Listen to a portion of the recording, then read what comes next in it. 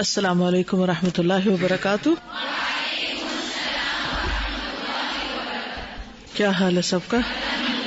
الحمد للہ. نحمده ونصلی علی رسولہ الکریم. اما بعد فاعوذ باللہ من الشیطان الرجیم. بسم اللہ الرحمن الرحیم. رب اشرح لی صدری ویسر لی امری واحلل عقدۃ من لسانی یفقہوا قولی. حدیث نمبر 226.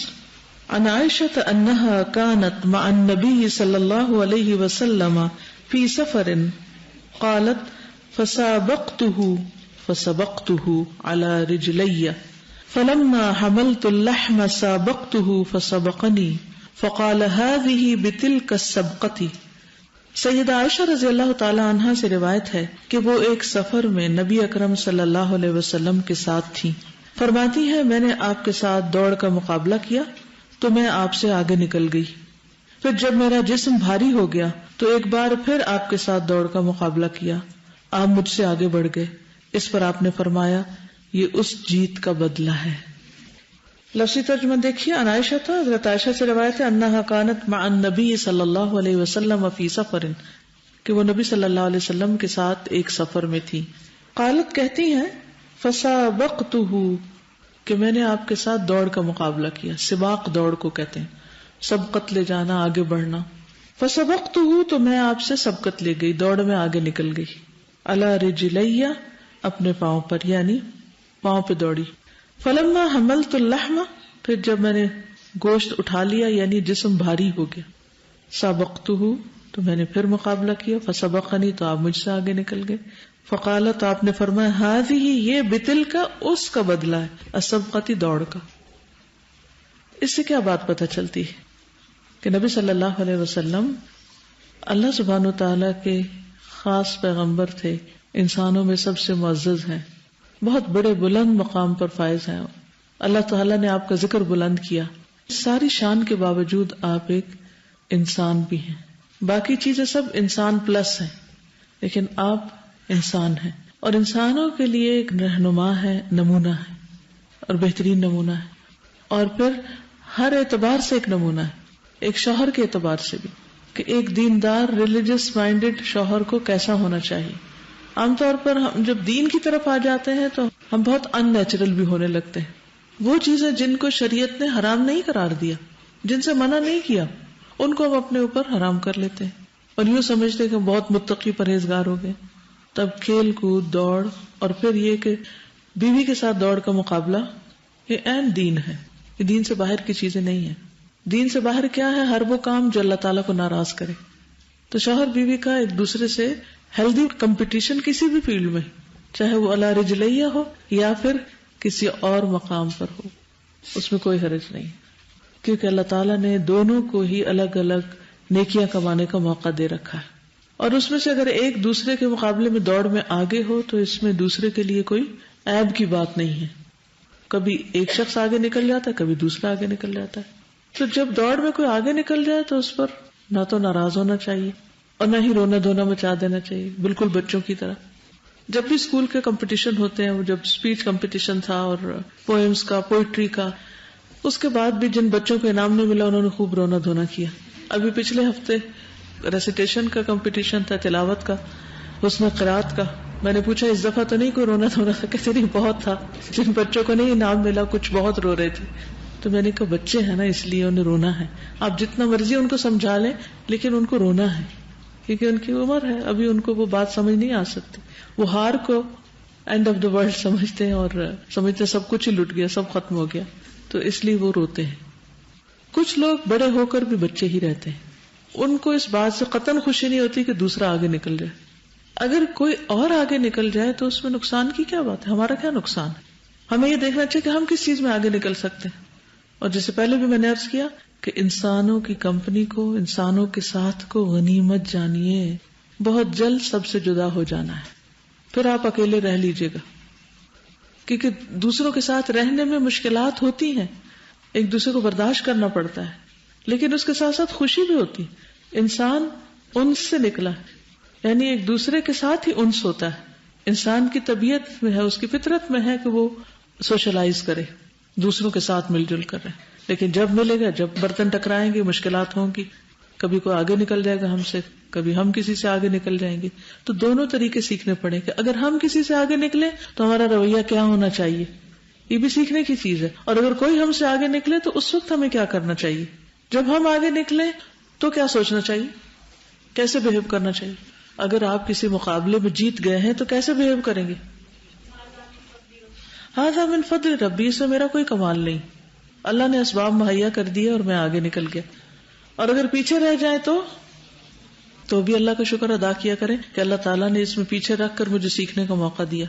اس زندگی میں اگر ناکامی نہ ہو تو انسان آخرت کی ناکامی کے لیے رو ہی نہیں سکتا. دنیا کی ناکامیاں، دنیا کے لوگوں کی طرف سے محرومیاں اور دنیا میں کسی چیز کا نہ ملنا دراصل انسان کو اس دن کی محرومی کا احساس دلاتا ہے، اگر واقعی وہ آخرت پر یقین رکھتا ہو کہ آج تو یہ تھوڑے دن کی بات ہے، کل نہیں ملا تو کیا بنے گا. وہاں کی فکر ہونی چاہیے. اور کیا سیکھا آپ نے اس حدیث سے؟ آپ میں سے کوئی شیئر کرے گا؟ اس سے نبی صلی اللہ علیہ وسلم کی سیرت کا کیا پہلو سامنے آتا ہے؟ استاذہ اس سے یہ فیل ہوتا ہے، کل بھی میں سوچ رہی تھی کہ ان کا اپنی وائف کے ساتھ کمفرٹ لیول کتنا تھا کہ وہ شیئر کر لیتے ہیں، ٹھیک ہے میں کھیل رہی ہوں، یا چلے آئے دوڑ لگاتے ہیں. یہ نہیں سوچا کہ یہ اللہ کے رسول ہے، مجھے یہ نہ میں بولوں یا نہ کہوں. مجھے ایک واقعہ یاد آ گیا کل آپ کا لیکچر سننے کے بعد نا، اس طرح کے ایک ٹائم پہ میں بینک میں لاکرز کی انچارج تھی تو دیکھتی تھی لاکرز. تو ایک دفعہ ایک خاتون تھی، وہ چولی باکس بھول گئی لاکر روم میں. مجھے معلوم ہو گیا کہ کن کا ہے، تو میں نے ان کو کال کیا، کال کر کے ان کو بلایا اور بلا کے ان کو چیک کر کے دے دیا ان کو. انہوں نے لاکر میں واپس رکھا. ابھی وہ جا رہی تھی دروازے تک تو ان کے ہسبینڈ اندر آ رہے تھے نا، تو ان کو بتانا نہیں چاہ رہی تھی. اب وہ ہسبینڈ جو ان کا منہ میری طرف ہے اور وہ پیچھے سے اشارہ کر رہی ہے کہ بتانا نہیں، انگلی منہ پہ رکھنی ہے، پھر ہاتھ سے اشارہ کر رہی ہے، پھر انگلی منہ. اس طرح یہ کہ کمفرٹ لیول وہ نہیں ہے. Very right. اور اس میں آپ دیکھیے کہ دونوں ایک دوسرے کو گنجائش دیں گے، یہ دوسرے کی بات سننے کے روادار ہوں گے، یا اس کو سن کر اس کو ٹیکل کرنا جانتے ہوں گے کہ اگر کوئی خوشی کی خبر سنا رہا ہے تو اس میں میرے لیے کوئی بری خبر نہیں ہے کہ مجھے وہ لیٹ ڈاؤن کر رہا ہے.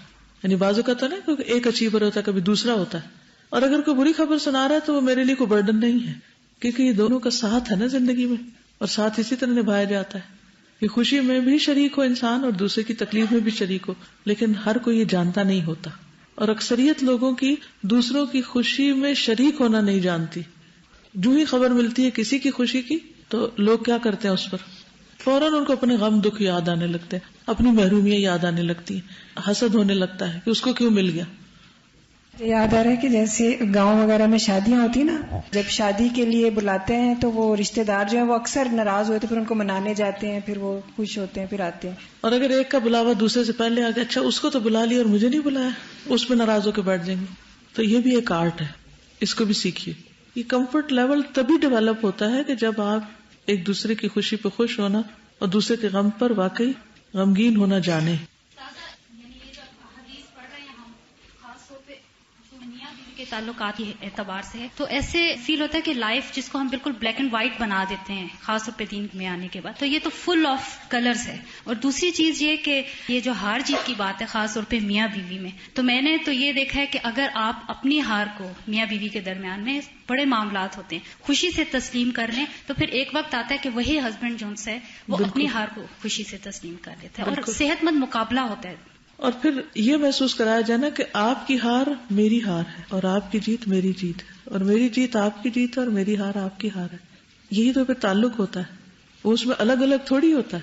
اگر ایک کو عزت ملی ہے تو وہ ایک کی تھوڑی ہوتی ہے، وہ دونوں کی ہوتی ہے. تو اس میں جالسیز کا تو پھر مقام ہی نہیں رہتا. اگلی حدیث ہے عن انس بن مالک رضی اللہ عنہ قال اتى النبي صلی اللہ علیہ وسلم على بعض نسائه ومعهن ام سلیم فقال ويحك يا انجشة رويدك سوخا بالقوارير رواہ البخاری کتاب الادب. سیدنا انس بن مالک رضی اللہ عنہ سے روایت ہے کہ نبی اکرم صلی اللہ علیہ وسلم اپنی بعض عورتوں کے پاس آئے جو اونٹوں پر جا رہی تھی، اور ام سلیم بھی ان کے ہمراہ تھی، یعنی سفر میں تھے. آپ صلی اللہ علیہ وسلم نے فرمایا افسوس ہے انجشہ، ان شیشوں کو آہستہ لے کر چلو. تو اس حدیث سے پتہ چلتا ہے کہ کس طرح نبی صلی اللہ علیہ وسلم کو اپنی ازواج کا اور خواتین کا خیال تھا کہ انہیں کوئی تکلیف نہ پہنچے. اصل محبت کیا ہوتی ہے؟ دوسرے کو تکلیف سے بچانا، دوسرے کی کیئر کرنا، خود تکلیف اٹھا کر دوسرے کو راحت پہنچانا. لیکن اب تو لگتا ہے محبت کا مفہوم ہی بدل گیا ہے، اور وہ کیا ہے اگر محبت کرتے تو ساری ہماری تکلیف تم اٹھا لو. محبت کے نام پر دوسروں کو ستانا آج کل بہت عام ہو گیا. یہ طرز عمل بھی غلط ہے. اگر آپ کسی سے محبت کرتے ہیں تو اس کا یہ مطلب نہیں کہ آپ اس کو پریشان کریں، اس سے ناجائز مطالبات کریں، نہ اس کے آرام کا، نہ سکون کا، نہ کسی اور چیز کا خیال رکھے، صرف اپنی پڑی ہو کہ ہمیں کیا ہو رہا ہے. ہر وقت اپنے قصے سنائیں کہ ہم پہ یہ گزر رہی ہے، اور بیکار قسم کی باتوں سے دوسروں کی سما خراشی کریں. اکثر لوگوں کی زندگی میں کیا ہوتا ہے، کمپلینٹس ہوتی ہیں ادھر کی ادھر کی، وہ جو انہیں ادھر ادھر ٹھیسیں لگی ہوتی ہیں وہ ساری کیا چاہتے ہیں، جس سے محبت کرتے ہیں اس کو سنا کے اس کو بدمزہ کریں. یہ کس قسم کی محبت ہے؟ اس سے کبھی بھی کوئی محبت حاصل نہیں کر سکتا جس میں آپ ہر وقت اپنے غم دوسرے کو سناتے رہیں، اپنے مسئلے بیان کرتے رہیں یا اپنی خواہشات کا اظہار کرتے ہیں، میں یہ چاہتا ہوں، میں یہ چاہتا ہوں. یہ آپ چاہتے ہوں گے، دوسرا تو نہیں چاہتا. محبت اس چیز کا نام ہے کہ دوسرے کی ضرورت کیا ہے، دوسرے کی خواہش کیا ہے، دوسرے کی چاہت کیا ہے. اور ہسبینڈ وائف کے ریلیشن شپ میں خاص طور پر محبت صرف آپ اس وقت ظاہر کر سکتے ہیں جب آپ دوسرے کی کیئر کریں، دوسرے کے بارے میں کنسرن ہو، اس کی ضرورت کو سمجھیں، نہ کہ اس کی ضرورت کو خود غرضی سمجھیں.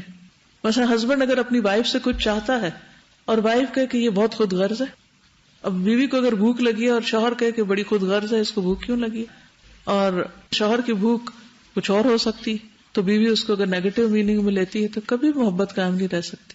اب دیکھیں پیچھے بھی حدیث پڑھی ہے نا کہ حضرت عائشہ نے کہا کہ میرے سر میں درد ہے، تو آپ نے بتایا کہ میرے سر میں بھی درد ہے. وہ چاہے پہلے تھی یا اس درد کو سن کر ہوئی ہے جو بھی، تو دوسرا اگر تکلیف میں ہے تو اس تکلیف پر خوش نہیں ہونا، اس تکلیف پر تکلیف کا اظہار کرنا ہے، تب محبت کا اظہار ہوتا ہے. اب آپ دیکھیے کہ یہاں پر سفر ہے، سواری ہے، آپ نے دیکھا کہ جو اونٹوں کو لے جا رہا ہے وہ تیز چلا رہا ہے اونٹ، اور اونٹ کی سواری اتنی آسان نہیں ہوتی، اونٹ کی ہر کل ٹیڑھی ہوتی ہے اور اس پر سوار ہو کر بھی انسان کی ہڈیاں ہل جاتی، اور اگر وہ تیز چل رہا ہو تو اور زیادہ جھٹکے تیزی سے لگیں گے تو انسان زیادہ مشکل میں پڑے گا. تو جب آپ نے دیکھا کہ خواتین سوار ہیں اونٹوں پر، تو جو اونٹ چلا رہا تھا انجشا، آپ نے اس سے کہا ویحک، افسوس تجھ پر یا انجشا، رویدک سوقن، آہستہ چلو. سوقن سیاقہ ہوتا ہے نا، چلانا، سائق گاڑی کے ڈرائیور کو بھی کہتے ہیں، تو آہستہ چلو. رویدک نہیں ٹھہرنا. بالقواریر، قواریر کہتے ہیں شیشے کو، آئینے کو، اور شیشے کی بوتل کو بھی کہتے ہیں. عورتیں جو ہیں وہ شیشے کی طرح نازک ہوتی ہیں، اور ایک حقیقت ہے نا، شیشے پر اگر پانی بھی لگ جائے تو اس پر داغ پڑ جاتے ہیں، اور چھوٹی سی ٹھوکر لگ جائے تو اس میں کریک آ سکتا ہے، بال پڑ سکتا ہے. تو عورتوں کے مزاج، عورتوں کی جسمانی ساخت مردوں کے مقابلے میں نرم ہوتی ہے یا ڈیلیکیٹ ہوتی ہے، نازک ہوتی ہے. شوہر کو ویسے بھی اللہ سبحانہ وتعالیٰ نے قوام بنایا ہے، وہ پروٹیکٹر ہے خاندان کا، تو اس کو ایسی چیزوں کا خیال رکھنا چاہیے کہ میری بیوی کو کس چیز پر تکلیف ہو رہی، نہ کہ ڈرائیونگ وہ ایسی ریش کرے کہ جس میں ہر تھوڑی دیر کے بعد ایسی سخت بریک لگائے کہ اس کی کمر دوری ہو کر رہ جائے. کیونکہ مرد تو اسٹرانگ ہوتے ہیں، ان کو بعض اوقات گاڑیوں کے دھکے کچھ نہیں کہتے، لیکن عورتیں ہر مہینے ایک مشکل سے گزر رہی ہیں، کبھی پریگننسی میں گزر رہی ہیں، کبھی پریگننسی کے بعد، ڈلیوری کے بعد کی مشکل میں ہے، تو فزیکلی ڈیلیکیٹ ہیں. تو خواہ اونٹ کی سواری ہو یا پھر کار کی ہو، ان سب میں خیال رکھنا ضروری ہے. ورنہ کیا ہے کہ ایسے جھٹکے اور ایسی تکلیف سے جب ایک عورت گزرتی ہے اور وہ دیکھتی ہے کہ اس کے شوہر کو کوئی پرواہ نہیں، تو یہ چیز نفرت پیدا کرتی ہے دل میں. تو نبی صلی اللہ علیہ وسلم اس مزاج کو سمجھتے تھے. اللہ سبحانہ وتعالیٰ نے یہ حکمت عطا کی تھی، اس لیے آپ نے فوراً انٹرفیئر کیا اور ڈرائیور کو کہا کہ تم ایسے نہیں چلا سکتے. تو بڑا سبق کیا ہے اس حدیث میں؟ دوسروں کی کیئر کرنا، دوسروں کی ضرورت کا خیال رکھنا، دوسرے کی تکلیف کو محسوس کرنا، دوسرے کی ضرورت کو سمجھنا اور اس کو پورا کرنا. وہ خود کو کمپلین بھی نہیں کر رہی تھی، لیکن آپ نے خود ہی احساس کیا. اگلی حدیث ہے ان انس بن مالک انه اقبل هو وابو طلحة مع النبي صلی اللہ علیہ وسلم ومع النبي صلی اللہ علیہ وسلم صفیة مردفها على راحلته فلما كانوا ببعد الطريق عثرت الناقة فسرع النبي صلی اللہ علیہ وسلم والمرأة وان ابا طلحة قال احسب اقتحم عن بعيره فأتى رسول الله صلی اللہ علیہ وسلم فقال يا نبي الله جعلني الله فداك هل أصابك من شيء؟ قال لا ولكن عليك بالمرأة فألقى أبو طلحة ثوبه على وجهه فقصد قصدها فألقى ثوبه عليها فقامت المرأة فشد لهما على راحلتهما فركبا. رواه البخاري. سیدنا انس بن مالک رضی اللہ عنہ سے روایت ہے کہ وہ اور ابو طلحہ رضی اللہ عنہ نبی کریم صلی اللہ علیہ وسلم کے ساتھ مدینہ منورہ کے لیے روانہ ہوئے. ام المومنین سیدہ صفیہ رضی اللہ عنہا نبی کریم صلی اللہ علیہ وسلم کے ساتھ سواری پر آپ کے پیچھے بیٹھی ہوئی تھی. راستے میں ایک جگہ اونٹنی کا پاؤں پھسل گیا اور نبی کریم صلی اللہ علیہ وسلم اور ام المومنین نیچے گر گئے. انس کہتے ہیں کہ میرے خیال میں ابو طلحہ نے تقریباً اپنے آپ کو سواری سے گرا دیا، یعنی فوراً اترے اور فوراً رسول اللہ صلی اللہ علیہ وسلم کی خدمت میں حاضر ہوئے اور عرض کیا، اے اللہ کے نبی صلی اللہ علیہ وسلم، اللہ مجھے آپ پر قربان کرے، کیا آپ کو کوئی چوٹ تو نہیں آئی؟ نبی صلی اللہ علیہ وسلم نے فرمایا، نہیں، البتہ عورت کی طرف دھیان کرو. چنانچہ ابو طلحہ نے اپنے چہرے پر کپڑا ڈال لیا اور ام المومنین کی طرف بڑھے، پھر اپنا کپڑا ان کے اوپر ڈال دیا. اس کے بعد وہ کھڑی ہو گئی. ابو طلحہ نے پالان کی سواری کو دونوں کے لیے مضبوطی سے باندھا تو نبی صلی اللہ علیہ وسلم اور ام المومنین اس پر سوار ہو گئے. اس سے بھی پتہ چلتا ہے کہ نبی صلی اللہ علیہ وسلم نے عین اس وقت جبکہ آپ بھی گرے تھے، آپ کو بھی چوٹ لگی تھی، تو اپنی چوٹ سہ کر فوراً بیوی کی طرف توجہ کی. اور ہمیں ہر وقت اپنی پڑی رہتی ہے کہ ہم پہ کیا گزر رہی ہے، اور یہ پڑی بھی اس لیے رہتی ہے کہ آپ دوسروں کی پرواہ نہیں کرتے، دوسروں کی فکر نہیں کرتے. جس دن آپ نے دوسروں کے لیے جینا شروع کر دیا اس دن آپ کی اپنی تکلیفیں چلی جائیں گی. اور اکثر لوگ اس اصول کو بھول جاتے ہیں، یہ یاد نہیں رکھتے. وہ اپنے لیے جینا چاہتے ہیں، صرف اپنے مسائل کے حل کے لیے فکر مند ہوتے ہیں، اور وہ کبھی بھی حل نہیں ہو سکتے ان کے، کبھی بھی، کیونکہ وہ خود غرض لوگ ہیں جو صرف اپنی ذات کے لیے جینا جانتے ہیں. ان کی مشکلات کبھی حل نہیں ہو سکتی، چاہے وہ زمانے بھر کو بلیم کریں. ان کی مشکلات کب حل ہوگی؟ جب وہ دوسروں کی مشکلات کو دیکھیں گے، ان کے لیے کچھ کریں گے، جب وہ دوسروں کی تکلیف آسان کرنے کی فکر کریں گے. اور بعض اوقات بڑے بڑے امتحان آتے ہیں اور طویل عرصے کے لیے آپ کو دوسروں کی خدمت کرنی پڑتی ہے، جب جا کر آپ دوسروں کا دل جیت سکتے ہیں. ہم کیا چاہتے ہیں؟ جنت کی طرح دنیا میں بھی ہر چیز راحت و آرام کی ہو، بنی بنائی ہو، ریڈی میڈ ہو، ہمیں خود کچھ نہ کرنا پڑے. تو اس سے کبھی بھی راحت اور سکون نہیں مل سکتا. جو سمجھتا ہے کہ اس کی زندگی میں بڑے مسائل ہیں وہ اٹھے اور دوسروں کے مسائل حل کرنے کی فکر کرے. اگر آپ غمگین ہیں تو جائیے کسی غمگین کا دل بہلائیے، پھر آپ کو اپنا غم بھول جائے گا، آپ کو اپنا غم ہلکا لگے گا. لیکن اگر آپ صرف اپنے ہی غم کو لے کے بیٹھے رہے تو سوائے رونے، آہوں، سسکیوں اور ڈپریشن کے کچھ نہیں حاصل ہوگا آپ کو، اور کبھی بھی آپ اس دلدل سے نکل نہیں سکتے. اپنی ذات کے خول سے باہر آئیے اور دیکھیے آپ سے زیادہ کتنے لوگ دکھی اور آپ سے زیادہ کتنے لوگ آپ کی مدد کے محتاج ہیں. اور نبی صلی اللہ علیہ وسلم کی سنت بھی یہی ہے. ہم کتنی بار ایسے کریں گے کہ ہمیں چوٹ لگی اور دوسرے کو لگے تو اپنی بھول کے دوسرے کی ٹھیک کرنے لگ جائیں اور دوسرے کی فکر میں لگ جائیں. ہم تو اپنے ہی ہاتھ پہ پٹی باندھ کے ہر ایک کو دکھاتے پھریں، یہ دیکھو چوٹ لگی، چوٹ لگی، چوٹ لگی. جب تک سب کو نہ سنا بیٹھے چین ہی نہیں آئے گا ہم کو. ہر ایک کی ہمدردیاں لینا، اس کو سنا، اس کو سنا، اس کو سنا. کب تک ہمدردیاں لیتے رہیں گے؟ کس قدر گھٹیا عادت. اور ہم سمجھتے ہیں ہم مسئلے سنا سنا کے شاید ان کو کم کر رہے ہیں، حالانکہ کیا ہوتا ہے اتنے ہی اور بڑھ جاتے ہیں، کیونکہ سارا وقت اسی الجھاؤ میں پڑے ہوئے نا. کوئی تعمیری کام کرے اس کی بھی تعمیر آ جائے گی. جو اپنے آپ کو نہیں سلجھا سکتے کسی اور کام میں لگے وہاں سے اللہ آپ کو سکھائے گا. اس حدیث کی تھوڑی ڈیٹیل دیکھ لیتے ہیں. انس بن مالک، انس بن مالک روایت کرتے ہیں نبی صلی اللہ علیہ وسلم کے خادم تھے، ہر جگہ آپ کے ساتھ ہوتے تھے. انہ اقبل ہوا و ابو طلحہ مع النبی صلی اللہ علیہ وسلم، کہ وہ اور ابو طلحہ نبی صلی اللہ علیہ وسلم کے ساتھ آئے، یعنی ساتھ روانہ ہوئے، سفر میں آپ کے ساتھ تھے، یہ مطلب ہے. ومع النبی صلی اللہ علیہ وسلم صفیۃ، اور نبی صلی اللہ علیہ وسلم کے ساتھ اس دفعہ حضرت صفیہ تھی. پچھلے سفر میں ہم دیکھتے ہیں حضرت عائشہ تھی جہاں وہ دوڑ کا مقابلہ ہوا تھا، اب اس سفر میں حضرت صفیہ ساتھ تھی. مردفہ علی راحلتہ، راحلہ کہتے ہیں سواری کو، اور مردفہ ردیف سے ہے جو پیچھے بیٹھا ہوتا ہے، تو وہ آپ کے پیچھے بیٹھی ہوئی تھی. فلما کانوا ببعد الطریق، پھر جب وہ بعض رستے پر جا رہے تھے، عثرت الناقۃ، اونٹنی پھسل گئی، کوئی چیز آگے آ گئی، سلپ کر گئی، گر گئی. فسرع النبی صلی اللہ علیہ وسلم والمرأۃ، تو گرا دیے گئے نیچے نبی صلی اللہ علیہ وسلم اور خاتون، یعنی دونوں نیچے گرا دیے گئے. سرع کا مطلب ہے پچھاڑ دیے گئے، نیچے آ گرے. وان ابا طلحہ، اور ابو طلحہ قال کہتے ہیں انس، احسب میں سمجھتا ہوں، اقتحم عن بیرہ، کہ وہ اپنے اونٹ سے گر گئے. وہ کیوں گر گئے؟ ساتھ ہی انہوں نے کیوں گرا دیا خود کو؟ فوراً مدد کو پہنچنے کے لیے انہوں نے اپنا آپ نہیں دیکھا بلکہ مدد کے لیے آگے لب کے. اس سے آپ اندازہ لگائیے کہ صحابہ کرام کا کردار کیا تھا اور ان کا طریقہ کار کیا تھا, اور خصوصاً نبی صلی اللہ علیہ وسلم کے لیے ان کے جذبات کیا تھے اور کیسی محبت تھی کہ فوراً مدد کو آگے لب کے.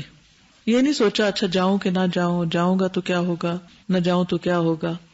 فَأَتَى رسول اللہ صلی اللہ علیہ وسلم, تو وہ نبی صلی اللہ علیہ وسلم کے پاس آئے. فقال, کہنے لگے یا نبی اللہ, اے اللہ کے نبی, جعلنی اللہ فداک, جعلنی بنا دے مجھے اللہ تعالی فداک, آپ پر فدا, یعنی اللہ مجھے آپ پر فدا کر دے, میں آپ پر قربان. حل اصابک من شیء, کیا آپ کو کوئی تکلیف پہنچی؟ قال لا, فرمایا نہیں.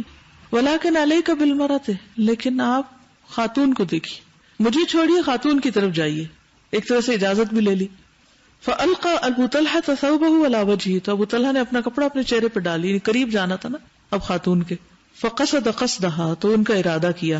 فألقى ثوبه عليها, پھر اپنا کپڑا خاتون پر ڈال دیا. شاید ان کے جسم کا کچھ حصہ کھل گیا تھا کیا, تو بہرحال ان پہ چادر ڈال دی. اس سے کیا پتا چلتا ہے کہ پہلا کام کیا ہے, دوسرے کا سطر ڈھانپا جائے. فقامت المرأة, تو کھڑی ہو گئی خاتون, حضرت صفیہ کھڑی ہو گئی. فشد لهما على راحلتهما, تو انہوں نے ان کی سواری پر پھر پالان مضبوط باندھ دیا. فرکبا, پھر دونوں سوار ہو گئے, یعنی ان کو اٹھایا اور دوبارہ وہ جو سلپ ہوا تھا سارا کجاوا نیچے آیا تو واپس رکھا, اس کو مضبوط باندھا اور آپ کو دوبارہ سوار کر دیا. اس میں ایک طرف ابو طلحہ کا کردار بھی بہت نمایاں ہو کے سامنے آتا ہے, اور دوسری طرف خود نبی صلی اللہ علیہ وسلم کہ کس طرح انہوں نے اپنی بیوی کا خیال رکھا اور کس طرح اپنی ذات پر اپنی بیوی کو ترجیح دی. صحابہ کرام کا جو احترام نظر آ رہا ہے نا رسول اللہ صلی اللہ علیہ وسلم کی وائفز کے لیے, تو بہت ہی خوبصورت ہے کہ اپنا یعنی چہرہ خود ڈھانپ لیا کہ میں مطلب نہ دیکھوں یا ایسی کوئی چیز نظر نہ آئے, یا وہ ان کے قریب جانے پر وہ محسوس نہ کریں. جی, پچھلی حدیث میں بھی اور اس حدیث میں بھی آپ صلی اللہ علیہ وسلم نے بولا ہے نا کہ پہلے میں شیشوں کا لفظ اور دوسرے میں خاتون. مجھے بہت اچھی لگی کہ مطلب کبھی کبھی تو آپ نام لے کے بھی کہتے ہو لیکن ایک عزت والی فیلنگ آ رہی تھی. بالکل. استاذہ مجھے تو یہ فیل ہوا یہ پڑھ کے سن کے کہ اب ایسے مرد بننے بند ہو گئے ہیں رسول پاک جیسے. پھر امت تو آپ ہی کی ہے نا, پھر وہ کردار تو ہونا چاہیے نا. اگر ایک جنریشن میں نہیں تو اگلے میں ہم اپنے بیٹوں میں تو پیدا کریں. ہمارا کام تو نسلوں کو سنوارنا ہے نا, کہ ان کے اندر تو یہ چیز لائیں کہ وہ کیئر کرنے والے ہوں, لیکن وہ بھی ہمارے عمل سے سیکھیں گے نا. دادا سے یہ بھی پتہ لگ رہا ہے کہ آپ سے کتنے کیئرنگ تھے نا, کہ جب ان سے پوچھا گیا کہ آپ کو کچھ ہوا, انہوں نے کہا نہیں مجھے کچھ نہیں ہوا, تم پہلے میری بیوی کو دیکھو نا. حدیث کے آپ سلم ہار گئے تھے اس میں ریس میں, پھر آپ سلم گر بھی گئے تھے, تو مطلب یہی تو بشر ہونے کی نشانی ہے. ہم بتا رہے ہوتے ہیں کہ یہ آیت یہ آیت یہ آیت, یعنی ایک شخص ہے وہ اتنا نیچرل ہے کہ وہ ہارتا بھی ہے وہ گرتا بھی ہے اور کوئی پینک نہیں ہوتا. مطلب ہمارے یہاں کوئی وی آئی پی گاڑی کا کچھ ہو جائے تو وہ کچاوا پورا گر گیا, اور صحابہ بھی مطلب وہ ملاوت نہیں کرے, وہ ڈر نہیں گئے, ہاتھ پیر پھلا کے بیٹھ نہیں گئے اب کیا ہوگا اب کیا ہوگا, اور ایک دوسرے کو بلیم نہیں کرنے لگے یہ باندھا کس نے تھا, ایسا کچھ قصہ نہیں. ہم اس وقت اصل مسئلے کو دیکھنے کی بجائے بلیم گیم شروع کر دیتے ہیں کہ اس کا قصور ہے اس کا قصور, اپنے آپ کو بس بری ذمہ. اصل مشکل یہ ہے کہ ہم اپنی ذات میں اتنا جیتے, ذات کا بت اتنا بڑا ہے کہ ہر وقت یا اپنا دفاع کر رہے ہوتے ہیں یا اپنے آپ کو پروجیکٹ کر رہے ہوتے ہیں یا دوسروں پر الزام تراشی کر رہے ہوتے ہیں. کس قدر زندگی جہنم بنائی ہوئی اپنے لیے خود ہی. اس سے ایک اور بڑا اہم گہرا مسئلہ نکلتا ہے, وہ یہ کہ بعض خواتین پردے کی اتنی زیادہ پابند ہو جاتی ہیں کہ ایمرجنسی کیسز میں بھی وہ مرد ڈاکٹر کو نہیں دکھاتی اور بعض اوقات ہلاکت کو جا پہنچتی. تو ایسی سچویشن میں جہاں ایمرجنسی ہو, حالانکہ آپ نے فرمایا مجھے کچھ نہیں, خاتون کو دیکھا, تو پھر اگر آپ کو خود کچھ نہیں تھا تو آپ خود بھی دیکھ سکتے تھے, لیکن وہ تو اس وقت آپ نے بریوری کا مظاہرہ کیا.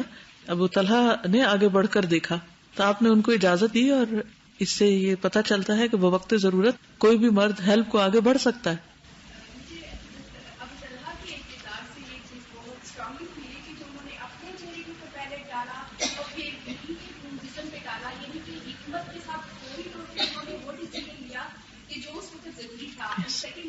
جیسے آج بھی ہم سن رہے تھے کہ actions are more louder than words, تو انہوں نے اپنے ایکشن سے بھی وہ فوراً ثابت کر دیا کہ اگر وہ آنکھیں بند کرتے یا ادھر ادھر دیکھتے تو شاید وہ اچھی طرح سے ان کو کام نہیں کر سکتے. بالکل. حضرت انس ساتھ پوری رپورٹنگ کر رہے ہیں کیا ہو رہا ہے, اور وہ صرف حدیث بیان کرتے ہیں, خود آگے نہیں بڑھتے ہیں. چھوٹے تھے نا ویسے بھی ابھی. چلیے آگے چلتے.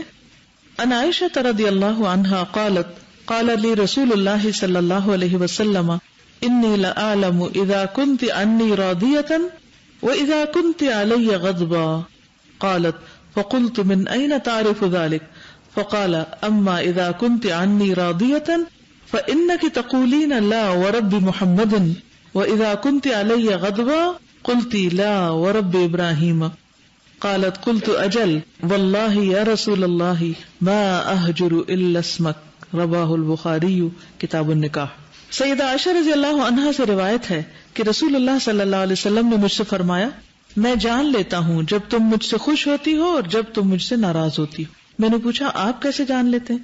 آپ نے فرمایا جب تم مجھ سے خوش ہوتی ہو تو کہتی ہو نہیں محمد کے رب کی قسم صلی اللہ علیہ وسلم، اور جب تم مجھ سے ناراض ہوتی ہو تو کہتی ہو نہیں ابراہیم کے رب کی قسم. سیدہ عائشہ کہتی ہیں میں نے کہا بے شک آپ سچ کہتے ہیں، اللہ کی قسم اے اللہ کے رسول صلی اللہ علیہ وسلم غصے میں صرف آپ کا نام زبان سے نہیں لیتی، یعنی دل سے محبت نہیں چاہتی، صرف اوپر اوپر سے کر رہی ہوتی. اس لیے پتہ چلتا ہے کہ نبی صلی اللہ علیہ وسلم بھی حضرت عائشہ کے مزاج کو کس قدر سمجھتے تھے کہ گفتگو میں کہاں ٹون چینج ہو جاتی ہے، کہاں الفاظ تبدیل ہو جاتے. یہ صرف وہی بتا سکتا ہے جو دوسرے شخص میں گہری دلچسپی رکھتا ہو اور اس کی ساری چیزیں اس کو معلوم ہو. یہ نہیں کہ ویسے ساتھ رہ رہے ہیں لیکن ایک دوسرے کی عادتوں کا کچھ پتہ نہیں کہ الفاظ میں تبدیلی کب آتی ہے اور مزاج میں کب آتی، خوشی کب ہوتی ہے اور غم کب ہوتا ہے. کیونکہ جب تک کسی کا مزاج سمجھ نہ آئے اس سے ڈیلنگ بھی مشکل ہوتی، اور پھر جب سمجھ ہی نہیں تو ڈیل کرتے ہیں تو الٹا ہی کر جاتے ہیں، وہ پہلے سے بھی معاملہ بگڑ جاتا ہے. لفظی ترجمہ دیکھیے. عن عائشہ رضی اللہ تعالی عنہا قالت، حضرت عائشہ کہتی ہیں قال لی رسول اللہ، فرمایا مجھ سے رسول اللہ صلی اللہ علیہ وسلم نے، انی لأعلم، بے شک میں خوب جانتا ہوں، اعلم زیادہ جانتا ہوں، اچھی طرح پتا ہے مجھے، اذا کنت انی راضیۃ کہ تم کب مجھ سے راضی ہوتی ہو، واذا کنت علی غضبا اور جب تم مجھ پر ناراض ہوتی ہو، مجھے وہ بھی سمجھ آ جاتی. اب اس میں بھی آپ یہ نہیں کہتے کہ تمہیں نہیں پتا میں کب خوش ہوتا ہوں کب ناراض ہوتا ہوں، بلکہ پھر دوسرے میں انٹرسٹ ہے کہ آپ کی خوشی اور آپ کا غصہ مجھے اچھی طرح سمجھ میں آ جاتا ہے، یعنی میں تمہاری اتنی کیئر کرتا ہوں. قالت فقلت، کہنے لگی میں نے کہا من این تعرف ذلک، یہ آپ کو کہاں سے پتہ چلتا ہے؟ انہیں بھی انٹرسٹ ہوا، بات کو مزید بڑھایا. فقال، تو فرمایا اما اذا کنت انی راضیۃ، جب تم مجھ سے راضی ہوتی ہو، فانک تقولین، تو تم کہتی ہو لا نہیں ورب محمد، محمد صلی اللہ علیہ وسلم کے رب کی قسم، واو یہاں قسم کے لیے. واذا کنت علی غضبا، اور جب تم مجھ پر ناراض ہوتی، غضبا جو ہے یہ غضبان سے ہے یعنی مبالغہ کا صیغہ. قلتی، تو تم کہتی ہو لا ورب ابراہیم، قسم ہے ابراہیم کے رب کی، یعنی میرا نام نہیں لیتی. قالت، کہتی ہیں قلت اجل، بالکل ٹھیک کہا آپ نے، واللہ یا رسول اللہ، قسم ہے اللہ کی، اللہ کے رسول، ما اہجر، نہیں میں چھوڑتی، الا اسمک، مگر آپ کا نام، یعنی محبت نہیں کرنا چھوڑ دیتی یا تعلق ختم نہیں ہوتا، صرف نام لینا چھوڑتی. تو اس سے کیا پتہ چلتا ہے کہ ہسبینڈ وائف کے درمیان چھوٹی موٹی مس انڈرسٹینڈنگ، کوئی غلط فہمی، کیونکہ انسان ہے نا تو کہیں نہ کہیں کوئی ناراضگی کی بات بھی ضرور ہوگی، اور وہ بھی اس لیے ہوتی ہے کہ پھر پہلے سے زیادہ محبت پیدا ہو جائے. تو وہ سب بھی چلتا تھا اور پھر اس کو بھی سمجھا جاتا تھا. اتنی انڈرسٹینڈنگ، اصل میں اچھے ریلیشن شپ اچھی انڈرسٹینڈنگ سے ہی پیدا ہوتے ہیں، اور اچھی انڈرسٹینڈنگ دوسرے میں دلچسپی لینے سے آتی. جو لوگ صرف اپنی ذات میں دلچسپی رکھتے ہیں وہ دوسروں کو کبھی بھی نہیں سمجھ سکتے، اور جب وہ دوسروں کو سمجھتے نہیں تو ان کے ساتھ صحیح معاملہ بھی نہیں کر سکتے. پھر وہ بہت سے لڑائی جھگڑے، فتنے فساد اور آپس کی کمپلینٹس اور اختلافات اور یہ سب باتیں صرف اس وقت ہوتی ہیں جب لوگ صرف یہ دیکھتے ہیں کہ مجھے کیا اچھا لگا اور مجھے کیا پسند نہیں اور میری مرضی کے خلاف کچھ کیوں ہو گیا. جب وہ دوسروں کے اندر دلچسپی لینے لگیں گے تو ان کو اچھی طرح سمجھ آئے گا کہ دوسرے کو کوئی بات کیوں نہیں سمجھ آ رہی، تو وہ دوبارہ سمجھانے کی کوشش کرے گا اور اس سے پھر جھگڑے فساد نہیں ہوں گے. تو اصل سبق مجھے تو ہر حدیث میں ایک ہی مل رہا ہے کہ اگر چاہتے ہیں کہ تعلقات اچھے ہوں، خاص زواجی یا دوسرے، تو اپنی ذات کے خول سے باہر آ جائیں، سب سے اچھے تعلق ہو جائیں. ہمارے وہ کمپلینٹ کرتے ہیں ہماری امی ہمیں اچھا نہیں سمجھتی، ماں محبت نہیں کرتی، بہن نہیں کرتی، دنیا میں کوئی مجھ سے محبت نہیں کرتا. کبھی آپ نے سوچا کہ آپ کی وہ کون سی خامیاں ہیں جس کی وجہ سے لوگ آپ سے بھاگتے ہیں، آپ کو دیکھنا بھی نہیں چاہتے؟ کیونکہ آپ صرف اپنی ذات کے اندر جیتے ہیں کہ آپ کو صرف یہ پتا کہ آپ کو کیا چاہیے، آپ کو یہ نہیں پتا دوسرے کو کیا چاہیے کہ میں اس کے لیے وہ بن کے دکھاؤں. بعض اوقات ہسبینڈ وائف میں لڑائی کس لیے ہو جاتی کہ آپ نے مجھے توجہ نہیں دی، آپ فلاں کو زیادہ توجہ دے رہے تھے، کبھی آپ نے سوچا کہ ایسا کیوں ہوا، دوسرے کو کیوں توجہ زیادہ ملی؟ وہ کون سے گٹس تھے اس میں جو اسے توجہ مل گئی اور آپ کو وہاں نہ ملی؟ وہ کمی تو اپنے اندر ہوتی، کمزوری اپنے اندر ہوتی، لیکن ہم اس کو دور کرنے کی کوئی کوشش نہیں کرتے، اپنے اندر وہ قابلیت نہیں پیدا کرتے. ہم صرف بلیم کرنا جانتے ہیں کہ جی اس کے اندر یہ کمی ہے، اس لیے اس کو مجھ پر کیوں ترجیح دے دی، خواہ وہ بہن ہو یا کوئی اور عورت ہو یا کچھ بھی ہو. تو دیکھنا یہ چاہیے کہ آخر شوہر اس کی طرف کیوں مائل ہو رہا ہے، وہ کون سی چیز ہے جو اس کو اس کی طرف لے جا رہی ہے اور مجھ میں وہ نہیں. جی یعنی کہ حضرت عائشہ غصے میں بھی ایسے الفاظ نہیں استعمال کرتی تھی کہ جو حد سے بڑے ہوئے ہوں یا اللہ تعالیٰ کو ناراض کرنے والے ہوں. اور یہ بھی ہے کہ ہسبینڈ وائف کے بیچ میں جو غصہ ہوتا ہے یا اچھے ریلیشن شپ میں اگر کوئی ناراضگی ہوتی ہے تو اس کو حلق سے نیچے نہیں جانا چاہیے، اندر دل تک نہیں جانا چاہیے، دل میں وہ محبت باقی رہنی چاہیے، اور جہاں کوئی مس انڈرسٹینڈنگ ہو وہاں ایک دوسرے سے دور کر لینی چاہیے، ایک دوسرے کو وضاحت کر دینی چاہیے. جو چیز دل کے اندر چلی جاتی ہے پھر وہ فتنے کا باعث بن جاتی. اس حدیث سے نبی صلی اللہ علیہ وسلم کا کتنا پیارا کردار سامنے آ رہا ہے کہ ان کے اوپر امت کی کتنی بھاری ذمہ داری تھی، کتنے چیلنجز تھے. وہ چاہتے تو جیسے عام آدمیوں کی طرح کہہ سکتے تھے کہ میرے پاس تو فرصت ہی نہیں ہے، وہ ڈیپ ریلیشن شپ میں جاتے تھے، جھانکتے تھے اور اہمیت دیتے تھے اپنی. بہت اچھا پوائنٹ. کہیں کسی بھی کیس میں آپ کو یہ نظر نہیں آئے گا کہ آپ یہ معذرتیں کر رہے ہو، میرے پاس ٹائم نہیں تمہارے لیے. اتنی مصروفیات کے باوجود بھی آپ ازواج کے لیے کس قدر وقت نکالتے تھے، اور یہاں آج ایک بیوی کے مطالبے اور فرمائشیں پوری کرنی ممکن نہیں ہوتی. اگلی حدیث ہے عن عائشہ قالت افتقدت النبی صلی اللہ علیہ وسلم ذات لیلۃ فظننت انه ذهب الى بعض نسائه فتحسست ثم رجعت فإذا هو راكع أو ساجد يقول سبحانك وبحمدك لا إله إلا أنت فقلت بأبي أنت وأمي إني لفي شأن وإنك لفي آخر. رواہ مسلم کتاب الصلاۃ. سیدہ عائشہ رضی اللہ تعالی عنہا سے روایت ہے، فرماتی ہیں کہ ایک رات میں نے رسول اللہ صلی اللہ علیہ وسلم کو اپنے پاس نہ پایا تو میں سمجھی شاید آپ کسی اور بیوی کے پاس گئے، فوراً گمان. پھر میں نے آپ کو تلاش کیا اور واپس لوٹی تو آپ رکوع یا سجدے میں تھے اور فرما رہے تھے سبحانک و بحمدک لا الہ الا انت. میں نے کہا میرے ماں باپ آپ پر قربان، میں دوسرے خیال میں تھی اور آپ کس حال میں ہیں. یہ ہوتا ہے انسان. اور اچھا انسان کون سا ہے؟ جو اپنی غلطی دیکھ لے اور پھر اعتراف بھی کر لے اور پوری دنیا کے سامنے اعتراف کر لے. حضرت عائشہ کی یہ حدیث سب کے سامنے ہے، خود اپنے بارے میں بتا رہی ہے کہ میں غلطی پر تھی. آج کون اپنی غلطی تسلیم کرتا ہے؟ جسٹیفائی کریں گے نہیں، میں نے اس لیے سوچا تھا کیونکہ وہ تھے نہیں، تو میں تو بالکل برحق تھی اپنی سوچ میں.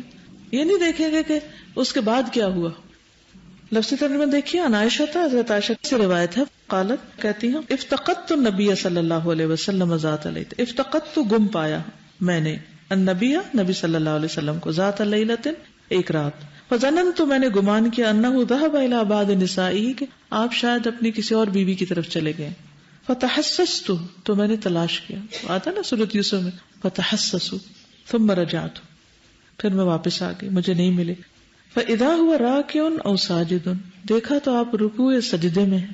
یقول کہہ رہے ہیں سبحانک و بحمدک، پاک ہے تو اور تیری تعریف کے ساتھ میں تیری تسبیح کرتا ہوں. لا الہ الا انت، تیرے سوا کوئی معبود برحق نہیں.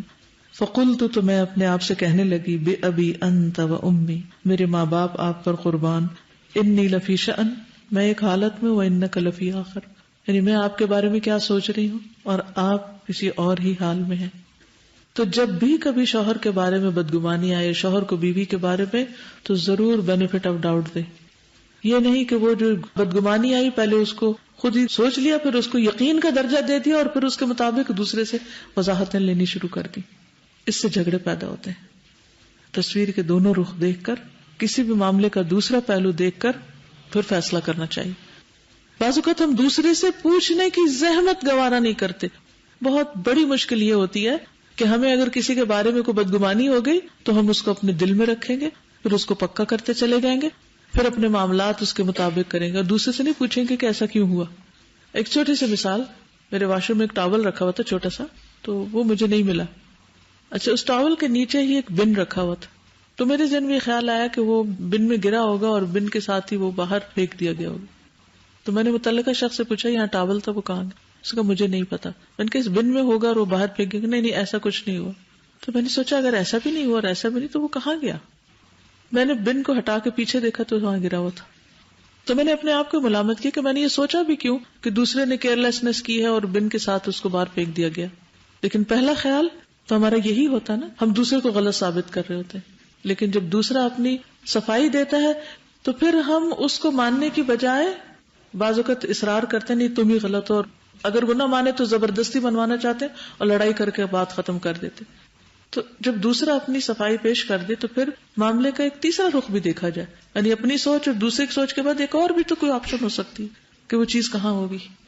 اور دن میں کئی ایسے ٹیسٹ آتے ہیں کہ جب انسان کو دوسرے کے بارے میں غلط فہمی ہوتی ہے تو اس کا اصل حل کیا ہے کہ اپنی رائے سے دوسرے کو آگاہ کر دیا جائے, اس کو بتا دیا جائے, اس سے پوچھ لیا جائے, وضاحت لے لی جائے. ہم اس سے تو قطعاً نہیں پوچھیں گے, اور کس سے پوچھیں گے؟ ادھر ادھر فوراً غیبت شروع کر دیں گے. تو ہماری اکثر باتیں پھر جھوٹ میں بھی شمار ہو جاتی کیونکہ بلا تحقیق ہم بیان کر رہے ہوتے ہیں. ہسبینڈ وائف کے ریلیشن شپ کی خرابی کی ایک بڑی وجہ غلط فہمیوں کا ہونا اور دوسروں کا غلط فہمیاں ڈال دینا.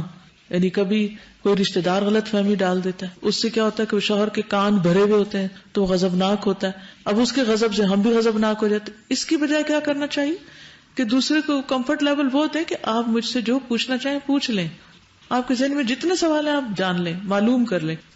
اور انصاف کی بات یہی ہے کہ دوسرے کا موقف جاننا بہت ضروری ہوتا ہے ہر معاملے میں, کیونکہ ہم عقل کل نہیں ہے, ہمیں علم غیب نہیں ہے. معاملے کا ایسا رخ بھی ہو سکتا ہے کہ جو ہمارے علم میں ہی نہ ہو.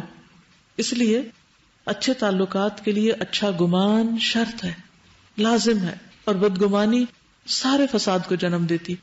اور شیطان کے یہی وسوسے ہوتے ہیں کہ ہماری سوچ پہ اثر کرتا ہے, اس پہ تیر برساتا ہے, اس کو بگاڑتا ہے, اور پھر ہم بگڑتے ہی چلے جاتے ہیں. اور وہ بگاڑ کہاں تک جاتا ہے, وہ بعض اوقات اس کے اثرات بہت دور تک ہوتے ہیں. اسی لیے استاذہ جن ہسبینڈ اینڈ وائف کی ڈائریکٹ کمیونیکیشن اسٹرانگ ہوتی ہے اتنی ہی زیادہ ان کی ریلیشن شپ اسٹرانگ ہوتی ہے. Very right. اچھا, بعض اوقات ہو سکتا ہے کہ آپ بات کرنا چاہتے ہو لیکن دوسرا آپ کو موقع نہ دے, تو اس کے لیے بھی تھوڑا صبر کر لیجیے. اور جب بات کریں تو ری کر کے نہیں, یا صرف اعتراض کے انداز میں نہیں, اس کو ایک بالکل نیوٹرل وے میں, نیچرل وے میں بیان کرنے کی کوشش کریں کہ اس معاملے میں مسئلہ ہی. اللہ تعالیٰ مومن کو ایسی فراست بھی دیتا ہے, اگر آپ کے اندر تقویٰ ہوگا نا, اللہ کا ڈر ہوگا, اور آپ کسی کے خلاف بات نہیں کر رہے ہوں گے, بس اپنا موقف بیان کر رہے ہوں گے, تو وہ دوسرے کو سمجھ بھی آ جاتا ہے. جب آپ اعتراض کے انداز میں یا صرف ایک نفرت کے انداز میں دوسرے کی تصویر کشی کر رہے ہوتے ہیں تو پھر اس میں مشکل ہوتی ہے. مثلا ساس کے خلاف کبھی بھی کوئی عورت کیوں نہیں سوچتی کہ وہ اپنے شوہر کو جب اس کی ماں کی بات کر رہی ہوتی تو وہ کتنا بڑا غلط کام کر رہی ہوتی, کیونکہ شوہر کی وہ ماں ہے, اور ماں کچھ بھی ہو وہ ماں ہوتی ہے. آپ اپنی ماں کے بارے میں سوچیں, چاہے وہ غلط ہو, کیا آپ اس کو غلط قرار دیں گے؟ نہیں دے سکتے. تو شوہروں کو مجبور نہ کریں ان کی ماؤں کے بارے میں بری باتیں کر کے, آپ کی اتنی قیمت گھٹتی جائے گی. اگر کچھ وضاحت کرنی بھی پڑے تو اچھے انداز میں احترام سے بات شروع کر کے, خواہ وہ دوسری عورت غلط ہی کیوں نہ ہو, اس طریقے کو سیکھیے. آخر دعوانا الحمدللہ رب العالمین. سبحانک اللہم و بحمدک, اشہد ان لا الہ الا انت, استغفرک و اتوب الیک. السلام علیکم و رحمۃ اللہ وبرکاتہ.